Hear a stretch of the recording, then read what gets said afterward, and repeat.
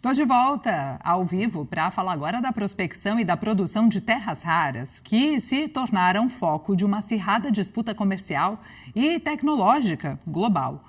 O Brasil, por ter a segunda maior reserva prospectada desses metais estratégicos no planeta, tem despertado interesse dos Estados Unidos e de outros países diante do potencial de exploração.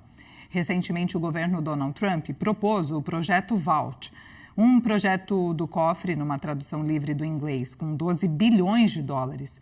Na sequência, o governo dos Estados Unidos fechou um acordo de financiamento no valor de 565 milhões de dólares, aproximadamente 3 bilhões de reais, com a mineradora brasileira de terras raras Serra Verde.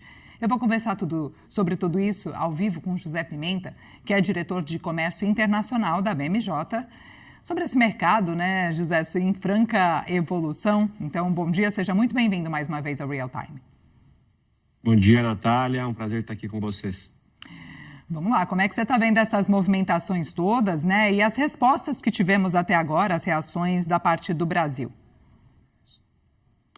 Olha, é importante notar que essa corrida, né, as terras raras, essa importância toda ganhou muito destaque nos últimos 20, 15 anos e agora se aprofundou ainda mais naquele contexto que a gente tem notado de corrida tecnológica, né?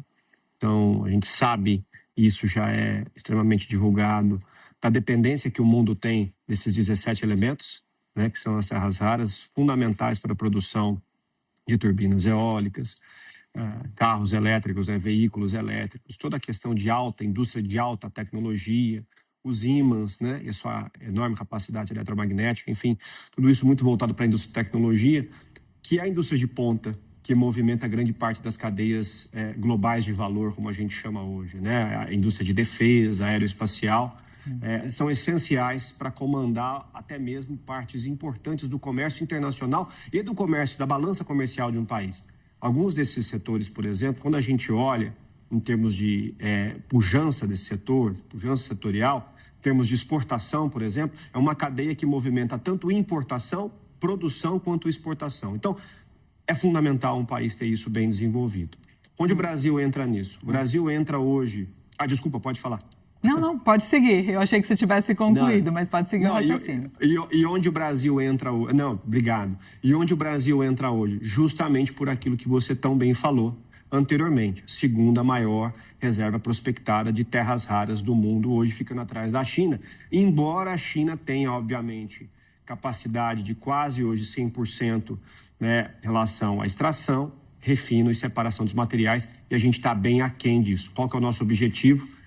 Nessa corrida, tentar agregar cada vez mais valor às nossas exportações, Natália. Exatamente, né? Produtos de maior valor agregado, né? Que a gente fala tanto que é importante o Brasil focar e ampliar o cardápio. Agora, o fato de fazer isso, né, com apoios de outros países, por exemplo, né, Donald Trump tem esse plano dessa aliança dos Estados Unidos, né, propôs a criação disso, e o Brasil já descartou aderir a essa aliança, né, dessa forma.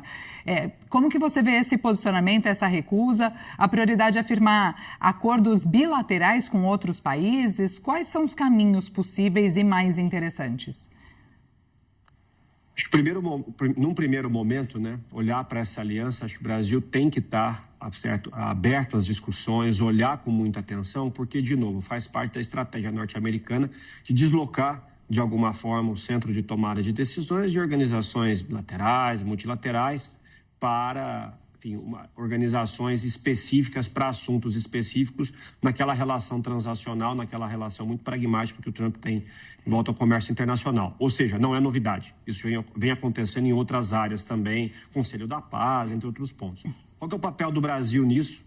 Sabendo do seu potencial. Obviamente, acompanhar muito de perto a evolução dessas conversas. O Brasil participou da última reunião, embora você teve as declarações que não iria talvez aderir formalmente, mas participou da última reunião, está atento a isso e continuar as negociações. É como você mesmo falou, mesmo que não ocorra, né, a adesão do Brasil a esse tipo de aliança, mas ter sim um canal muito aberto e muito fluido com os Estados Unidos, com a União Europeia, com outros países, Japão, entre outros, que têm interesse em investir aqui. E aí, respondendo, né, a segunda parte da pergunta, o Brasil precisa de investimento estrangeiro direto para desenvolver essa cadeia. A gente sabe que isso foi noticiado pelo governo, é uma formação bruta de capital fixo, CAPEX, nessa área especificamente, são projetos muito longos, projetos muito caros de serem implementados no curtíssimo prazo e nem são viáveis no curtíssimo prazo. Então, obviamente que você construir alianças estratégicas, e aí os Estados Unidos é um parceiro fundamental para isso, porque nós sabemos da pujança e do nível, né, da indústria de alta tecnologia e de serviços nos Estados Unidos, é um líder global. Né? Então, não só olhar para a União Europeia, para o Japão, entre outros países, mas, sobretudo, para os Estados Unidos, porque sabemos da importância do setor privado conversar, do setor privado implementar projetos estratégicos, tendo apoio, obviamente, de financiamento externo, Natália. Seria muito bonito pensar em soberania, né, desses nossos recursos, mas não está nem em conversa, porque, como você trouxe aqui, de fato é muito complexo, né? Mesmo que a gente tenha, de fato, grandes reservas de terras raras, a gente não tem domínio, recursos para implementar essa tecnologia para prospecção, para extração, né? Então, parcerias assim é que podem abrir o caminho para a gente desenvolver essas técnicas, né? Parcerias assim são fundamentais. Sem esse tipo de parceria, a gente não vai conseguir desenvolver plenamente essa estratégia de agregação de valor no médio e no longo prazo para esses produtos. Lembrando que aí o papel do Estado, né, e aí falando não só do nível de federação, mas os estados também, falando de estados importantes, Goiás, Minas Gerais, entre outros, é olhar para essa cadeia com carinho, entender, obviamente, como que isso se adequa, né, à realidade local, especificamente, porque a gente sabe que isso vai provocar uma geração intensa de valor e emprego, de renda, desenvolvimento em nível local, se a gente souber aproveitar. Eu tenho um projeto de lei que está tramitando no Congresso em relação a minerais críticos, né, a pautar de alguma forma uma política nacional de minerais críticos. É muito importante que a gente esteja atento a isso, mas mais do que isso, a regulamentação específica de alguns pontos da legislação, como conversar, como dialogar com players privados do exterior, para olhar para isso também como uma oportunidade, casando o interesse nacional com o capital externo e, obviamente, essas alianças estratégicas, Natália. E a gente sabe também que, além dos Estados Unidos, tem União Europeia, né, olhando para isso, China também disputando aí, esse acesso aos depósitos de minerais críticos aqui no Brasil. José, você vê isso como um trunfo na hora de negociar com os Estados Unidos, por exemplo, no posicionamento do Brasil? Dá para negociar com todo mundo ao mesmo tempo ou tem que escolher?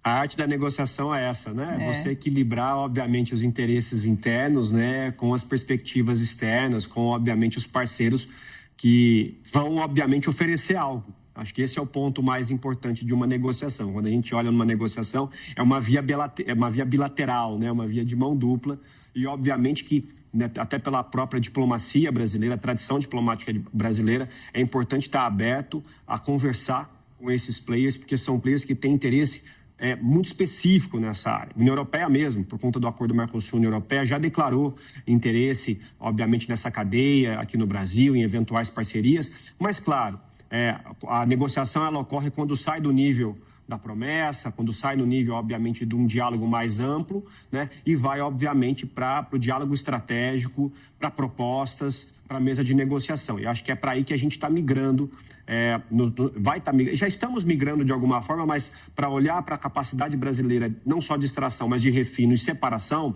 processamento, a gente vai precisar afunilar esse tipo de negociação, esse tipo de dinâmica. E aí ganha exatamente os contornos do que você falou, né? Sair de um plano mais macro, ir para um plano mais micro e olhar as propostas de cada um, como é que eu tenho sinergias, né, produtivas lá e aqui, olhar, obviamente, para a agregação de valor em solo brasileiro, que é exatamente também o que os países estão querendo fazer. A questão é como que a gente vai transformar isso num trunfo. Você falou muito bem, pode ser um trunfo. Como que a gente vai transformar, Natália? Tomara que sim, né? Tomara que seja tudo isso mesmo. José Pimenta, diretor de Comércio Internacional da BMJ, muito obrigada pela participação com a gente mais uma vez e volte sempre ao Real Time.